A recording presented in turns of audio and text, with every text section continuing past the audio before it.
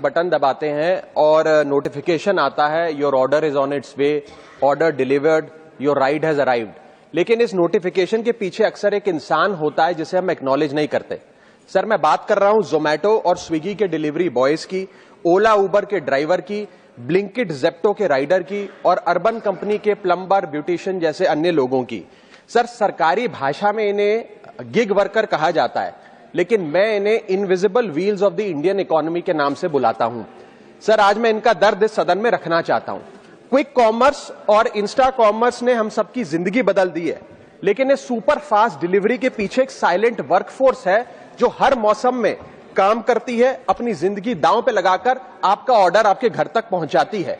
और इस silent workforce की छाती पे चढ़ के आज ये तमाम बड़ी ई कॉमर्स और इंस्टा डिलीवरी एप्स और कंपनीज $1 बिलियन की वैल्यूएशंस हासिल कर चुकी हैं, यूनिकॉर्न्स बन चुकी हैं। लेकिन इन गिग वर्कर्स की हालत आज भी एक दिहाड़ी मजदूर से भी बदतर है। सर, इनकी कुछ चीजें, कुछ दर्द मैं आपके समक्ष रखना चाहूंगा और चाहूंगा सरकार तक पहुंचे। पहला है स्पीड और डिलीवरी टाइम का जुल्म। आजकल सर एक 10 मिनट की डिलीवरी का खतरनाक ट्रेंड चल रहा है।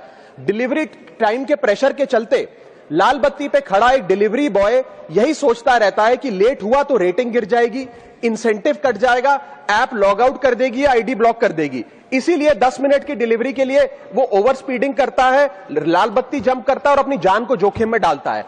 दूसरा दर्द है सर कस्टमर का गुस्सा।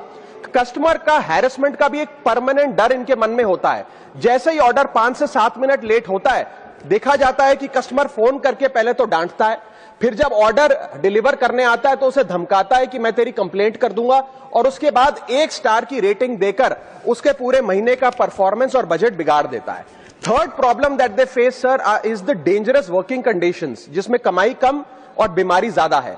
12 से 14 घंटे की डेली की शिफ्ट करते हुए, चाहे धूप हो, गर्मी हो, ठंड हो, सर्दी हो, जो मर्जी मौसम हो, फॉग हो, पोल्यूशन हो, ट्रैफिक हो, ये लोग बिना किसी प्रोटेक्टिव गियर के, बिना स्पेशल बोनस के, बिना हजार्डर अलाउंस के काम करते रहते हैं। और सर, इनकी स्थिति तो फैक्ट्री में काम कर रहे एक कर्मचारी से भी बदतर है, क्योंकि ना इन्हें परमानेंट एम्प्लॉयमेंट मिलती है, ना ह्यूमेन वर्किंग कंडीशंस होती है, ना हेल्थ एक्सीडेंट इंश्योरेंस मिलती है।